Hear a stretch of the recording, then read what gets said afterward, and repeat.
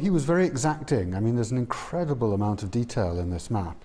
It's a small white sheet of paper that's changing the way scholars are thinking about one of Britain's greatest authors.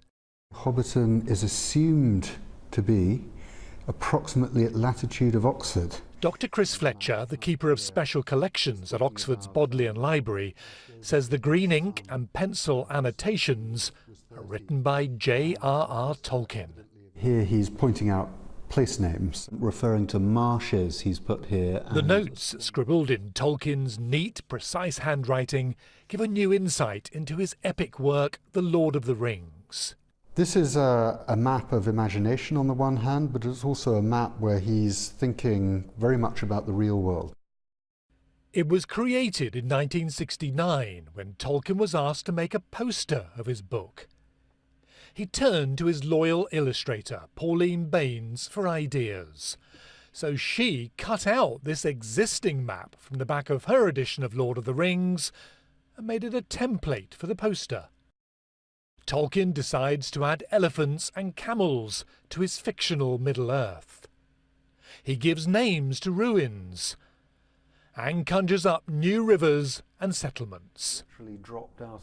It seems Tolkien was using the map to enrich our understanding of his written world.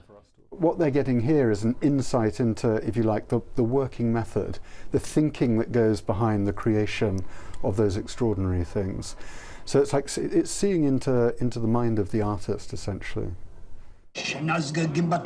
Tolkien spent 10 years getting The Lord of the Rings written and published, with some ideas for his world of elves and magic coming to him in the most unexpected of places.